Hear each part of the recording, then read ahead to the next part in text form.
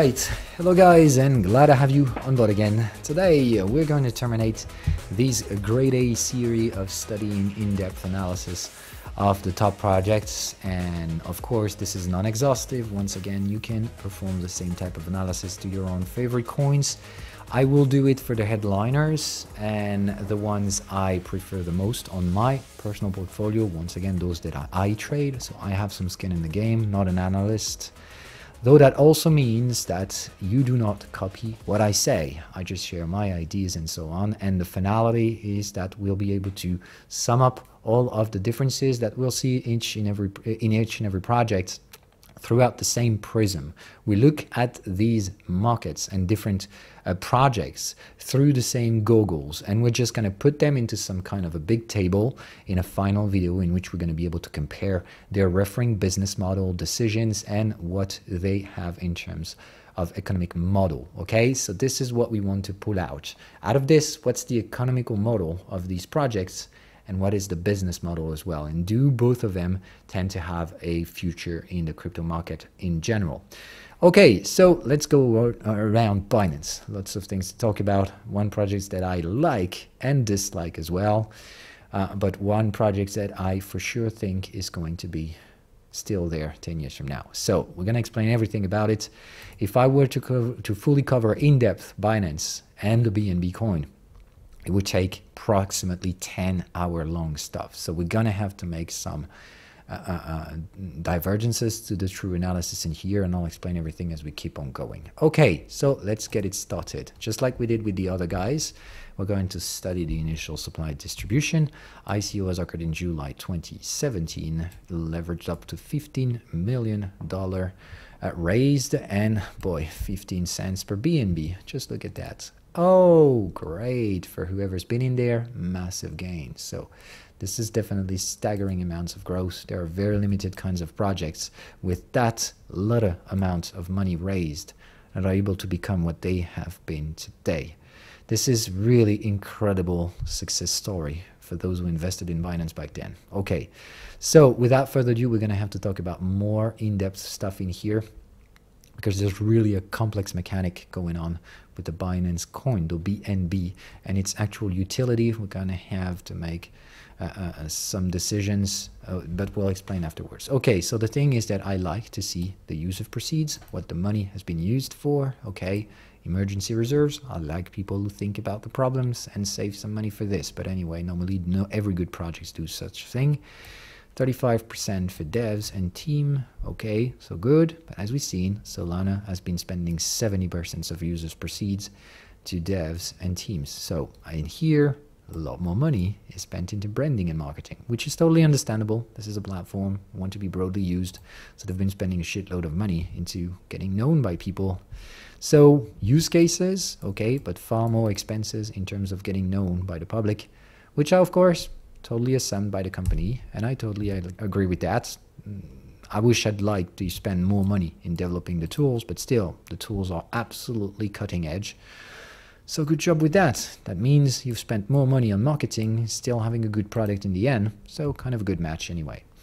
The initial token distribution, very weird stuff in here, non-conventional. As we've seen, most of the grade A projects have been putting 20 to 25% into the team's hands, and they've been basically selling or distributing, airdropping the rest. Well, for Binance, it's a 50-50 game. I kind of like the thing. This is non-conventional due to what we've seen on the other guys, but I mean, everyone is free to do their own choices, and we've seen that there are some extreme projects, like for example, AVAX, who's been holding more than 2/3 of the supply. So in here, they're doing even better than AVAX, but still, okay, 50% for the founders and the projects is absolutely immense power and control over Binance in the initial supply, which is totally assumed, and we'll see that this is a trend and a motive that has changed very recently. We'll see about that. Okay, when it comes to the token mechanisms, there are some very complex things going on in here, but we briefly have to talk about this one as it is important. So once again, we cannot cover everything when it comes to BNB, but I cover the essential stuff, okay? Out of July 2019, Binance decided that they will burn BNB token allocated to the Binance team. Remember, that was half of the initial supply. Actually, not half of it, because it is actually 80% of the half that Binance has, okay? So 50% they have 40% for the team and 20% for the rest, okay? They were supposed to have a vesting of 4 years with a year cliff. They have decided to vest them all for 4 years, and in that perspective, they will try to burn every bit of it until they have disappeared, okay? So how do they do that? They will take 20% of each quarterly profit announced by Binance, and they will use that to burn the equivalent amount of BNB that they can with that much money, okay? So in that perspective, the goal, the final goal, is to put it right back down to 100 billion or 100 million BNB. So this thing stops if the token supply gets below 100 million BNB. Okay, so they've been burning at a fast rate, but still it's going to take some more time to get there. But you have the levels of these Binance cells. There's another chart later with updated values, but as you'll see, of course, as Binance gets bigger, they can buy more. They make more profits, and therefore they can buy more with more money. But of course, in the same time, the Binance coin itself, the BNB, also rise as well, so they can buy less of the coins themselves. So it is a complex mechanic in here, but anyway, they said we're going to keep buying until we've done the job, pulling it right back to the initial supply of 100 million. Basically, we're going to wind down the company's impact on the supply. We're going to just pull our tokens off the table, but we're not just going to give them away like airdrops or burn them for free. We're going to burn them for money. Okay, so one way or the other, the money goes back to the company through its own revenues, but they're getting out of the supply. So very smart way to pull it out. I like that. Okay, we're going to see that later. Very smart way to put it out. I wouldn't even have thought about it myself, but still, this is great. Okay, though in terms of supply in here, if we study the supply mechanic on the Masari stuff, I would say I don't really know how they pull out these numbers, but still I'm going to trust them anyhow and anyway. So we can see that out of the burn mechanisms, they still have an inflationary token supply. So it is not crazy, because if you see out of 2021 to today, it's no crazy shit inflation like we've seen on some other blockchains. So as we expect these burning mechanism to keep on going, further down in the future, we should get a deflationary Binance coin. So we'll see all about that. But as the supply is shrinking, price is expected to rise. And if there's a little bit of demand, and we'll see all about that later, oh boy, we could see some rises. Okay, we'll see everything about that later. What we need to talk about is the use cases of BNB. Oh, like I said, we're going to make a lot of compromises out there, because if we had to make a full cover of the grasp that BNB has in the general crypto markets, well, we'll nearly be done with it today. Okay, so in general, understand it that way. It is every fucking where, okay? Lots of interesting users of BNB in so many different sectors, and I'm not even scratching the surfaces here. So lots of compromises. The way I would argue with this and make it understandable to you guys is to understand that Binance coin, BNB, is so far intrinsic into the Binance system itself, okay? So Binance is like a tentacular system, which is every fucking where.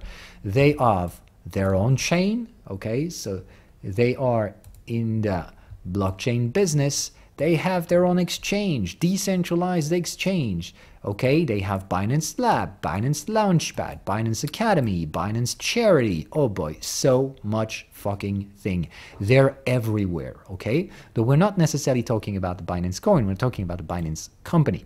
But understand that they've been pulling some use cases for the BNB every fucking where, okay? In the project itself, in the platform, in the centralized exchange, in the blockchain as they use BNB for fees, in the DEX as they use BNB for fees as well, in the labs in which you can use BNB, in the launchpad in which you can use BNB to finance your project. Oh, this is crazy bullshit. And like I said, I'm not even scratching the fucking surface of how BNB has its intrinsic value everywhere.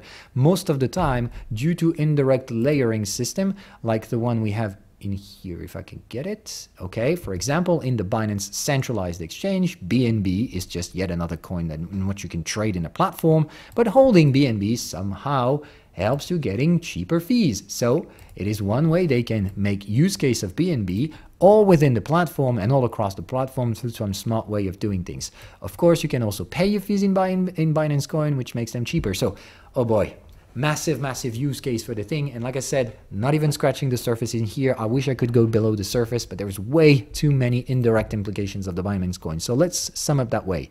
Everything that is Binance related has something to do with the Binance coin, one way or the other. Okay, so next, oh boy.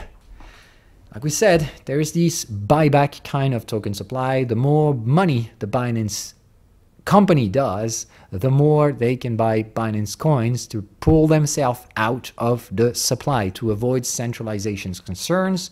Like I said, the regulators will come out for this. This is a big problem for AVAX, and they've been smart enough to understand that way before the regulators even showed up. Back in 2019, they've understood that they had to pull themselves out of the supply to avoid centralization concerns. But we'll see that still they have shitload of control. So this is exactly what I like around Binance.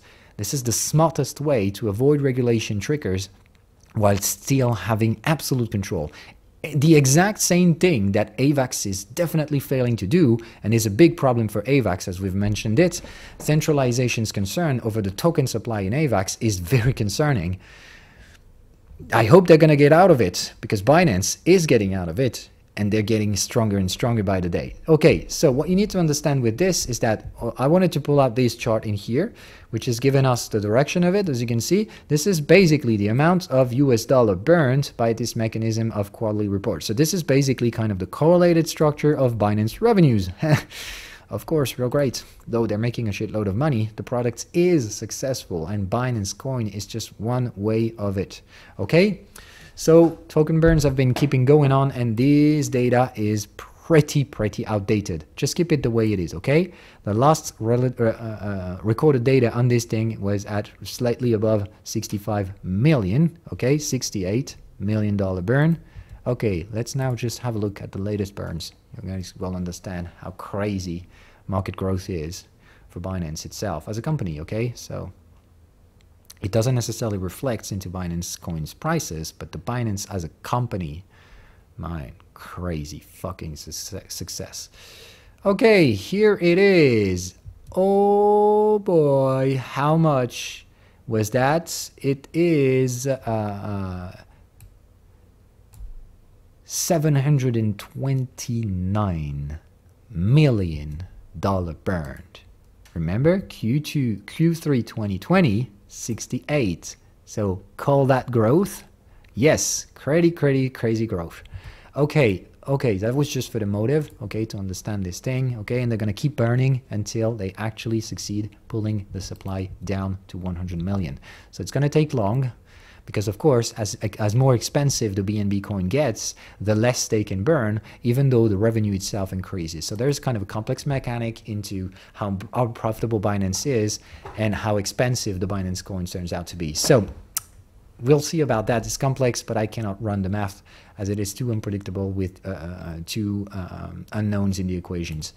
Okay, still, if we look at the token supply itself, and it's mostly governance stuff, this is where lots of problems show up, okay? Even though the token supply itself is held by a lot of individuals, if we have a look at who the fuck controls it, most of it is held in cold and hot wallets who are held by Binance. Okay, so in terms of centralization of power and mostly governance, okay, they control every fucking thing, okay? Even though they do not necessarily hold the supply, because people do hold the BNB coins, they tend to hold them in fucking Binance wallets. So some way or the other, they have control over the company's decision, as long as people do not take to vote for these things. So understand that they've somehow managed to do something real great, which is having all of the advantages of being a decentralized company, meaning that the supply itself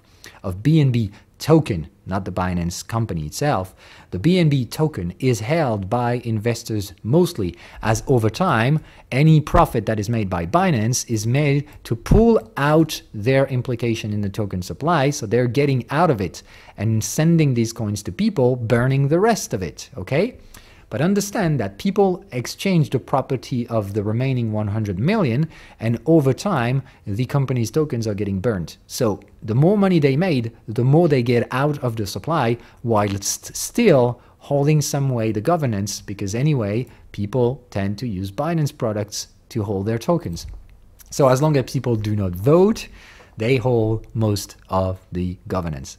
Real smart way of doing it, because once again, the regulators can target centralization of supply. The centralization of governance is none of their business, because they're not forcing anyone to hold the coins in the Binance wallets. You own BNB, you can own it, and you can hold it in any given fucking wallet you want, but in the end, you're using theirs. So this is crazy shit, but you have to understand how it is. This is absolutely staggeringly smart way of doing things. You keep control over your company while still not being accused of centralized power, because of course you have not the tokens. Crazy shit, but I like how smart this company is handled. I love it. I mean, really, I love it. I mean, I don't like centralized governance and things like that. I think it somehow can be unethical or something like that. I like governance, and we can make an entire podcast around just that perspective. But on the other hand, I'm still a capitalist, and I do understand how smart this company is held on. It's crazy, crazy, crazy. Okay, lots of advantage. So I wish it could be better as a person and as an ethical line. But I also understand that the real world isn't just purely ethical. So in the real world, we're just doing Binance. I don't like it, but goy, I admire how smart the decision and how smart this company is handled. Okay, then we need to move on to the additional mechanism they've pulled out right after EIP 1559 came out true in the Ethereum system, in which of course has been very well taken by the market as a price increase and deflationary compensation mechanism to compensate for the inflationary nature of Ethereum. Well, they have decided, well, ETH is doing something great, let's just do the same shit. Okay, so we're going to do our own stuff, calling it BIP 95. And this is pretty damn smart, because that is bringing real-time burning mechanism, in which they're burning adjustable 10% fees currently, but of course, like we said, can be changed. So they're burning 10% of the fees sent to a burn address, so reducing the same old circulating supply additionally to the 100 million stuff. But remember that the 100 million stuff is once they reach out to that limit, they will stop to buy back, or kind of buy backing the shares, basically burning the tokens with their profits. Same old thing as a share buyback, okay? But the thing is that they will not stop with this thing. This thing will keep on going, even when we are below 100 million tokens circulating. So, yes, BNB is fucking deflationary. Okay, so the more it's used, the more it's burned, but of course, the more fees are spread out across the economic system. Very limited number of validators set. We'll see all about that. But well, they're doing everything they can to push up prices and jack up the Binance token price. We'll see all about that. When we look at on-chain metric, well, this is where we'll have a lot to talk about. I'm sorry to say it, but I know how to see and how to spot a success story, and it's definitely have been everything about it. So remember that everything about this token, when we look at the price, is all about the massive surprise in which people kind of figured out that the Binance Smart Chain was a true usable alternative to ETH very expensive gas fees. And the worst it came out to be for ETH, I mean, the more expensive this gas fees turned out to be, the crazier, even bullish the demand was for the use of Binance Smart Chain. And we'll see how it all orchestrated, but understand that everything has been happening by February for Binance Coin. And we see that everywhere, okay? February, the beginning of what? Well, the daily transactions on the Binance Smart Chain. So prices immediately have targeted people to, whoa, what the fuck is that thing? Oh, BNB is surging like crazy. Why is that? Oh, because the Binance Smart Chain? What? So we have a legitimate ETH competitor with very cheap things? Okay, yes, 20 validators, pretty fucking centralized, but still it's fucking cheap. So there are compromises to make. You want cheap smart contracts while still being 100% ETH Solidity contract compatible? Well, you have to sacrifice centralization, but you get fairly cheaper prices. So this is a choice that many people were willing to do, sacrificing governance to decentralized Binance governance, but getting very cheap smart contracts on the opposite end, while still having a secured blockchain. We're going to make an entire video about that, but understand that the 21 validators doesn't make it more, doesn't make it less secure. We'll see all about that, okay? But understand it's all the metrics in here. What I like with this chart is that, well, we can see something real weird, okay? The token price is not necessarily related to the actual blockchain users. What's staggering to me is the fact that this represents people's use of blockchain technology. These are the use cycles when the retailers are asking for this in the Google Trends or whatever.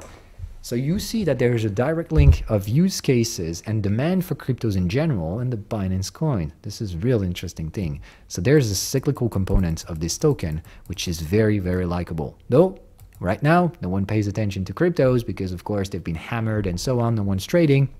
I'm very well looking at when these things will react. I use Binance coin as one of my key fundamental metrics to understand what's going on in the crypto market as a whole. So Binance has something that the others do not have. Okay, cyclical correlation to the actual crypto market itself. Very weird stuff. Okay, then if we have a look at other things, what I like, same old thing, February prices rising and use cases rising as well. So this is not just crazy bubble price going up. This is just that the demand has been anticipated by price, but the demand came true.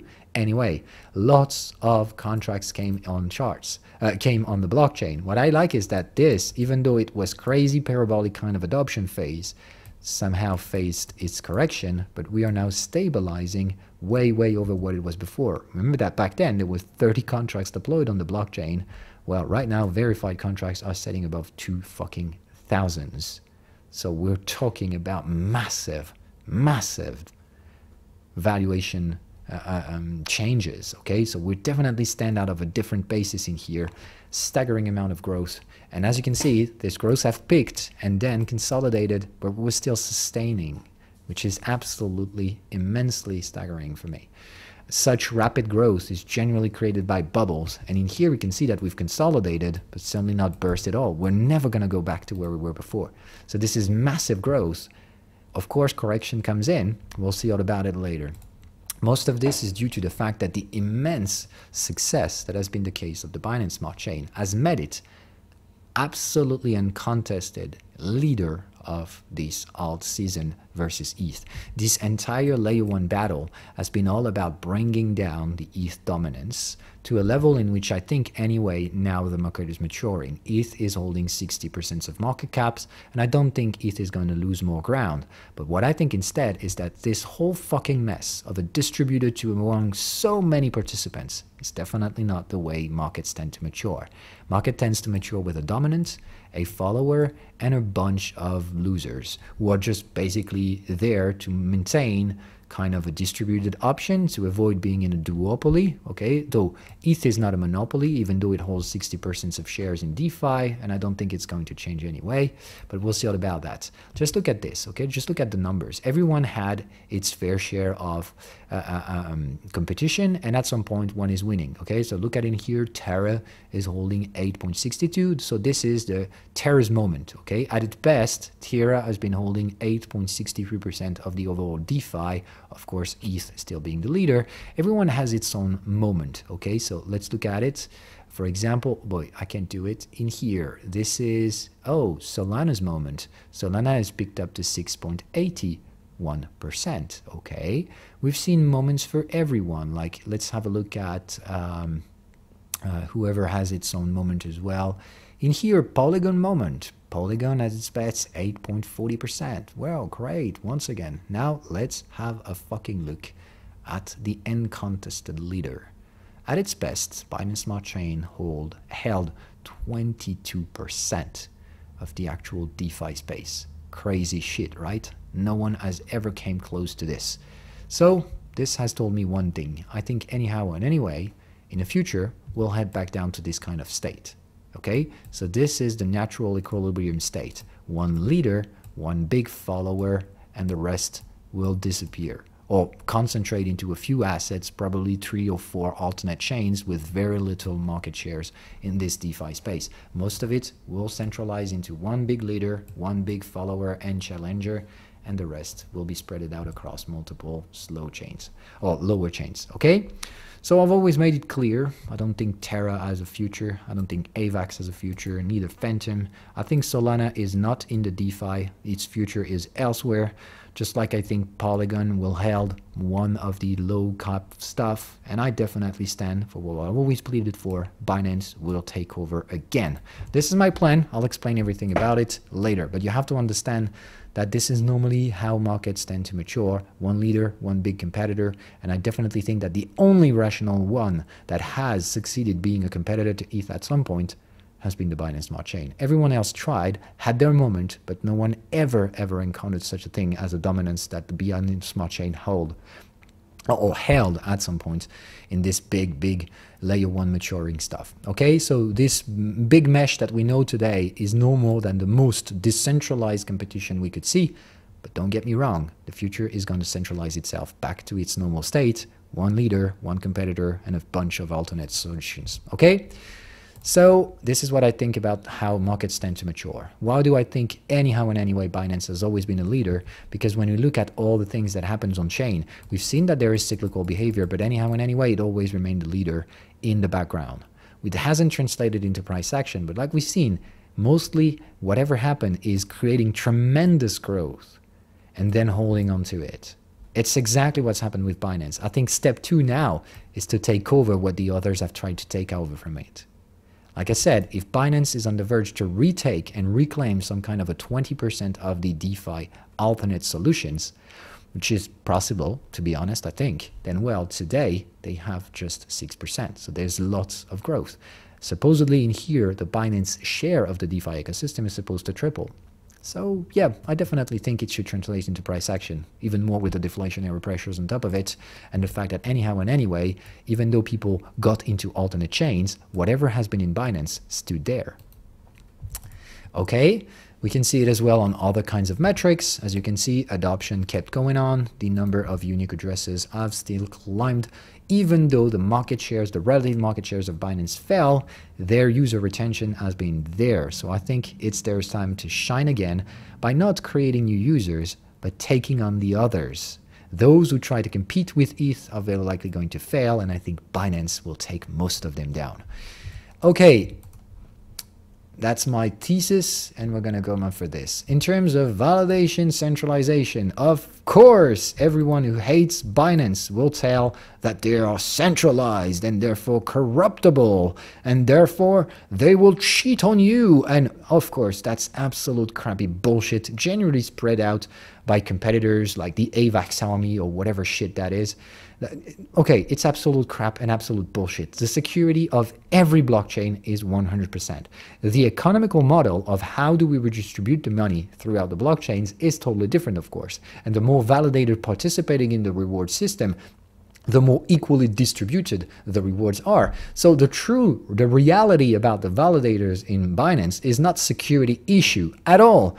It's just that the business model is spreading most of the revenues to a very limited set of validators, which all take a fee to those who delegate to them. And most importantly, as we've seen previously, most of the tokens are held in Binance addresses, which means Binance decides who the fuck gets the money, who gets the tokens, who gets the delegated stuff. And in that perspective, you have to understand it. They do it equally. They could favor one validator over another. They have favored quite an equal distribution. Look at it. The number one validators have 870,000 BNB. The lowest validated active validator stands for 800. So yes, Binance chooses who the fucks validate, but they could make someone making more money than the others and decided not to. And we can see this as this. The top validators by block, meaning that they have some kind of equal chances to produce the block, therefore equaling the rewards. They basically have all the same block participation rate. So in that perspective, you need to understand that the economical value spread out across validators in Binance is probably the most evenly distributed that there is. Yes, it is 20 validator, and yes, of course, the Binance hands are totally visible out there. Only one centralized holder can do such a distribution. But still, they could do whatever the fuck they want. They still want to go equally distributing. So this is what Binance vision is. This is what Binance business model is. We control, but we're going to do good anyway. We do not want this thing to fail. We do not want to steal your money. We don't want to cheat with the thing. We just want to compete on one and only thing. Quick and cheap. And we want to make it like an ETH, but for cheap guys. ETH is for the top richest guys on earth. Binance is going to be for the rest of them, which means the value capture is still probably going to maintain in ETH, but there will be the legitimate competitor, like kind of the opposite vision of ETH.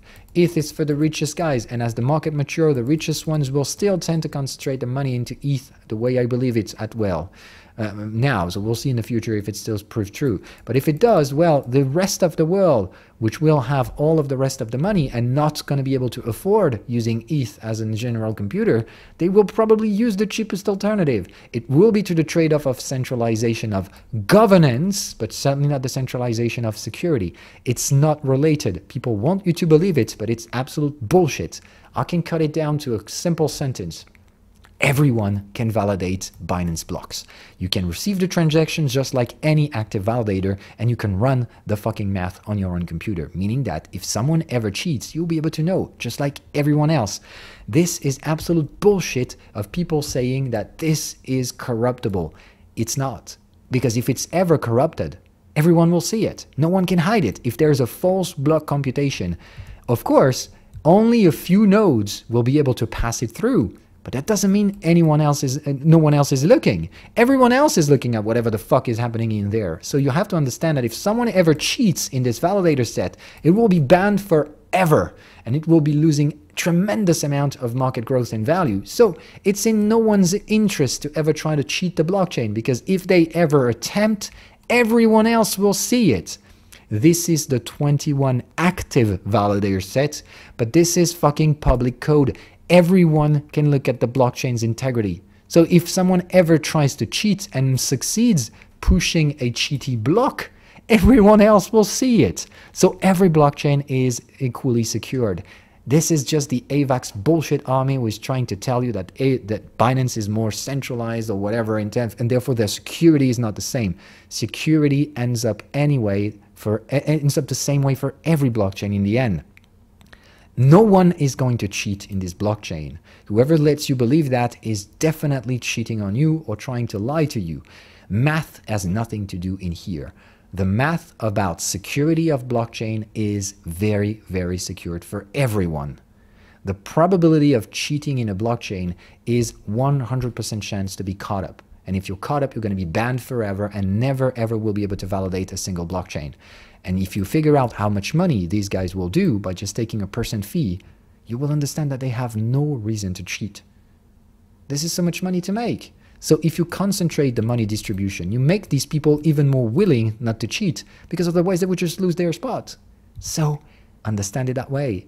Centralization is actually good for security at some point. I would even argue that 20 validator set closely looked at by Binance is even safer than the 1,200 validators there is on other blockchains. So yeah, I think the end of it is that we'll never go for in-between solutions. ETH is the most decentralized. Look at the numbers of validators and so on. It is definitely the most secure as well, looking at the market cap. And in the other end, Binance is centralized, but very secure as well, just as secure actually, but very cheap. So smart money with big amounts of money don't give a fuck about paying $100 gas fees, but the rest of the world pays a lot of attention, and they want to go for the cheapest, not the intermediate solution. There's no room for intermediate solutions. I think anyhow and anyway, most of the market shares will split into both of these actors.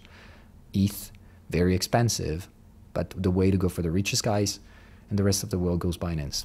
Okay? So that's the way I see it. I clearly have a vision for this thing. And well, once again, data suggests I was right. Just look at how many projects are developing on the Binance Smart Chains. One fucking 900, close to 2 million. Though, of course, 99.9% of this is absolute crap and bullshit. And all of the crappy rug pulls and things like that have been deployed on the Binance Smart Chain. There are very little levels of control of what's deployed on the blockchain, and it, of course, includes a shitload of bullshit. But to be honest, it's also where some value stuff comes in. I mean, lots of good projects are in the Binance Smart Chain. Citadel, for example, has its token in there, and it's a very viable company. But still, you have to understand that, yeah, a lot of crap goes there because it's cheap. Cheap means that all of the cheaters, liars, rug pulls, scams, or whatever will deploy on the Binance Smart Chain. They do not have enough money to deploy on ETH. But also understand that lots of legitimate company with a good business model and whatever will deploy on the Binance Smart Chain, not because they want to rug pull you, but just because it's cheaper and they cannot afford ETH. So understand that there is definitely an economic model surrounding the cheap Binance solution. It's cheap, yes, of course, governance is very centralized, security is not compromised at all. Of course, that means Binance can decide the fate of that blockchain, but just look at the decisions they've made so far. Are they bad decisions? To be honest, I don't think they are. I think Binance are making probably the smartest decision in the ecosystem. So centralized governance is not a bad thing when the ones that are in control makes the good decisions. Of course, it comes out with a bit of uncertainty. That means they control. And if they somehow start making bad decisions instead, well, you're going to be in a problem. But understand that anyhow and anyway, ERC compatibility today is not just the Binance Smart Chain. So it's not in their interest to make bad decisions, or the way you will fly away to some alternate competitors. So one way or the other, it all circles around the same thing. Centralization is not a problem. I think it's an alternate vision that has its own right to survive. And moreover, it's not centralized by force. You hold the tokens, you're free to pull them out of Binance reach. But for some reasons, I do have some Binance coin, and they get to talk about it. They get to hold it one way or the other, because the Binance coin is usable in all of their projects. So one way or the others, we give them the governance. They do what we let them do. So don't ever try to blame Binance. You do it. I do it. We all do it. And I think anyway, this is just human. I think Binance has a absolutely bright future, even though on the ethical sidelines, this can be very questionable. But just look at the entire world's history. Is part of our history entirely ethical? Definitely not. And I think, yes, Binance, as long as they make good decisions, yeah, economic decisions and business decisions are sometimes hard and may sound unethical, but they still remain very good business decisions. And in that perspective, yes, I do trust Binance leadership, and I accept it. And the day I will eventually change my mind, I'll eventually sell my Binance coins. But to be honest, I don't intend to. Let's have a look at prices now to terminate that analysis.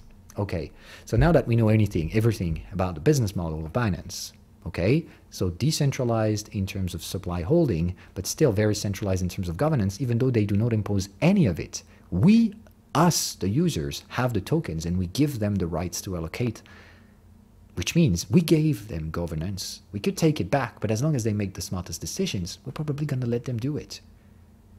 So think of it as in terms of regulation. Is anyone able to regulate Binance? They cannot. Binance is not in control of this company. We let them do it. So it is not a centralized, imposed version of these things like it is for AVAX, in which they still hold 60% of the supply. So when the AVAX army is trying to come up for Binance centralization problem, I would say, look at your own faces. Boys, you are the most centralized controlled entity out there, and you're trying to criticize one that somehow lets users choose. So try to look at your own problems, guys, okay? So Binance centralization, I don't see it as a problem. Instead, I see it as a business model that is very successful and very likely will be in the future. It is the exact opposite of what ETH represents. But the world tends to be that way. Black, white, good, bad, evil, angel, all of these bullshit. Yes, but the world tends to oscillate across these extremes. So I think ETH is the one extreme that will survive, and I think it needs its opposite little brother, Binance. So yeah, I think ETH is still going to be there 10 years from now. Still going to be, it's still going to have to be proven, but I think it will. Just like I think Binance is there for 10 years as well, as a little brother. We'll see it, because there's one way to put it into the charts. Like we've seen, at some point in this cycle, in which the entire cycle has been around who's going to kill ETH, there's only one who succeeded reaching over 30% of ETH market cap at some point. Of course, it didn't really last way too long. This is where I started selling BNB, short selling it, meaning selling something I don't own. Very dangerous when we see the price action. But this is where I figured out, no, this thing is going too big. This thing is going too fast, and it's going to have to either fall down like a crappy bubble that will explode, or consolidate. We have the answer today. Binance has consolidated. So yeah, Binance is still standing above 15% of the relative market caps of ETH. So understand it that way, okay? I don't think it's something that's going to change. I think anytime BNB is worth less than 15% of ETH, it's going to be bought. But I think anytime it's going to try being more than 30%, it's going to be sold. Though I think the future of Binance is to oscillate across this level, being kind of a 15% ETH, maximum 30 on some kinds. When Binance revolutionizes with bringing up some more products or revolutionary burning fees or whatever system that is that will push prices up, it will probably increase value versus ETH, but at some point ETH will bring it down, and I think this is going to be an endless battle between the two, kind of oscillating across ETH dominance, Binance centralization taking over, mostly I think around economic cycles or whatever. I see a very complex dynamic between those two stuff, and I think it's going to last very long in the future. Of course, this will have to be proven, but until then, all I have in front of me just suggests, for now, I'm right, and I'm not intending to change anything. You can look at every other potential ETH killer, whatever shit that is. None of them has ever succeeded to breach 30% of ETH market cap. None of them has succeeded reaching 20% of the DeFi supply, or the DeFi TVL. So I see only one who succeeded. I see only one that have been brought down since then, either by regulator pressures or a lot of negative FUD, mediatic attentions, and all of these things. But I see only one who has still survived so far. And to be honest, I see only one who's willing to now take over on those who try to pull it down. Because it's doing better than any others. The sacrifices of centralized governance is not an imposed sacrifice. It's something that we all choose as Binance holders. Those who have the tokens decide. Whether we want to leave them the choice to do their stuff is our choice. So this is not dictatorship like some AVAX army bullshitters are spreading out there. They do have dictatorship in some points. Binance is just, we agree on this. So I like it. Business model, economic model, totally assumed, well known. As long as it goes that way, I'm on Binance side. Okay, so that's the story. Now, what it is for price, because of course, we're going to have to talk about prices very quickly. So let's look at Binance. We see the whole story, of course, big breakup when everyone tries to figure out that we finally have something that can take on ETH leadership. And of course, very quick overbought, and until then, nothing. Okay? So this is where I decided to go in for Binance, because of course, I wasn't among the guys who had it back then, so when something surged that quickly, I wasn't able to catch up on this, so I just let it play. I bought it when we retraced back there, and I hold BNB for now, and I'm never going to release these coins. I will always have 2% BINANCE on my portfolio. I don't want more of it, because like I said, I still have a very ethical vision, and I don't like what Binance is doing. I way more like ETH, and anyway, in terms of value capture, which we'll compare in the final comparison video, I definitely like ETH business model. I think it's going to be more value accrual than Binance, but Binance will always be anchored in price to ETH. That's my personal belief. Reason why not having Binance as an insurance or just a diversification against my ETH, well, I think it's stupid not to have Binance in every professional portfolio today. I think every professional has Binance. How much of it relates to ETH? I think this is the smart choice. So most of my trading activity of Binance is going to be arbitraging against ETH. If it gets too low, below 15% of ETH, I think I'm going to look at taking some of my ETH to buy BNB. And instead, when it goes too expensive, taking profit on my Binance to retrieve on ETH. Pure and simply this. I'm not going to buy heavily on Binance. I'm just going to maintain the relative value against ETH, because I think it's the only legitimate competitor to the big boy. It's the little brother, the one that is more centralized, more whatever. If you want to store things in life into black, white, good, bad, evil, or angel, well, in that perspective, ETH and Binance is your choice. I don't think there's any room for in-between solutions. That's my personal vision of it. Of course, you might be disagreed, though I know that I impose these things, but I think at least now you understand what I like about this coin. Its vision, its business model, and its economical decisions are all aligned. And I like much better than all of the things that try to dive in shaded gray territories. When it comes to business model and business decisions, I like to see things that all align. And to my personal belief, all the planets align in Binance. And the use cases that we see through the data don't lie. For now, it's been a success, and I think it's going to be in the future. What does that mean in terms of future growth for this company? Well, what's the roadmap now? Though it is in French, I'm sorry, but I'm going to translate all of it. So now Binance is rebranding. Okay, the Binance Smart Chain is not going to be called that anymore. Well, of course, this is communication, but this communication is important.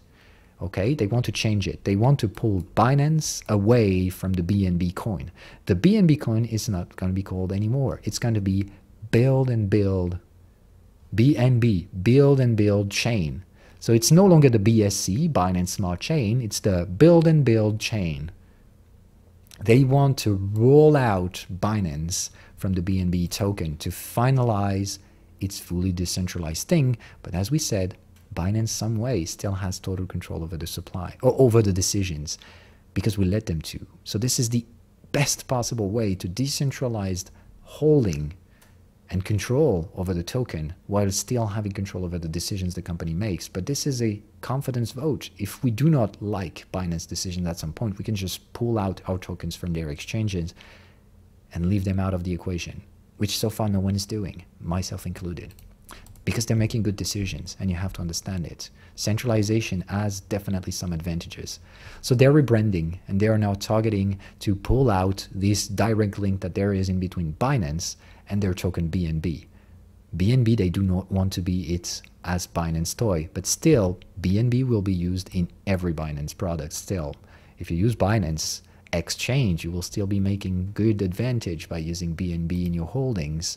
Still, in the end, all of these things as well, they want to target metaverse, they want to target lots of areas. Therefore, this is why they do not want Binance to be branded in the token lifespan. It has been the bootstrapping of it, and they will keep control over it as long as we let them to, but this is no longer Binance's baby.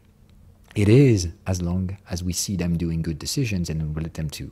But understand that centralized governance that some people try to put at the central decision and problems with Binance Coin, I don't think that's a problem. I think that's the biggest advantage of Binance Smart Chain, which is not going to be that anymore. Build and build chain, get used to it. They have a lot of money spent into marketing. They're going to do everything they can to pull it out of the equation. So BNB Coin, no longer Binance, while still having a very colored way to be held by Binance in terms of control, as long as we let them to. Okay, what does that mean in terms of price? I think that if my plan succeed, meaning that this whole competition stuff of TVL is going to be somehow solved by ETH and BNB dominance, well, in that perspective, I think BNB will have no problem multiplying its market cap. Like we've seen, it's currently holding about 6% of the TVL, and I think it's going to be brought back to a maximum of around 20%. So that means there is a probability of 3x's, I think, and of course account that it will be relatively arbitraged related to ETH. So if ETH does forex, I think Binance will do forex as well. So that's what I think is the rational target for ETH as a maximum. ETH cannot pull more than a 4x. So I would say anything more than a 4x on Binance is going to be too expensive. So my personal stance is that, well, if we ever try to go $2,000 a coin for BNB by trying to pull out this trend once again, this will be way too expensive. So I would say I'm targeting at least $1,200 per Binance coin, though build and build coin. But to be honest, I think we can top out of it and build another range, big volatile range. So you know how this thing pulled out its thing. In just a few weeks, it's pulled out. I think it's going to be even faster for this one. So I don't know if there's going to be a massive switch. Sorry, this one's going to be slower. Okay, though I think there's not going to be that same breakout momentum that we've seen. It's going to be slow oscillation of following ETH big brothers as both arbitrage and TVL takeover will very likely, in my personal opinion, bring BNB back to where it's supposed to be after ranging for 1 year long. I think we're ready to rise up again. So yeah, BNB are among the good guys. I definitely have it in my portfolio because I see growth potential. I don't think that's the coin for 2022, but I think it's going to still make a lot of noise because it's going to follow Big Brother. So if Big Brother comes first, it will come along with it due to arbitrages. And I think professionals will not necessarily fully invest in Binance, but they will maintain that arbitrage level I just talked about. If it ever tries to go 30% of ETH, it's going to be massively sold for ETH. If it goes below and much below 15%, it's going to be bought with ETH. So arbitrage between those two coins, I think is what professional does, because that's what I do as well. You know everything about Binance. Hope you've learned something today. Hope you like the content. But what matters the most is not what I think about the BNB and what I want to do with it, is that we now know everything about its business model, its business decisions, and its economical model. So we're going to be able to pull it against the other on a final review that we'll probably push out next week. Bye, guys.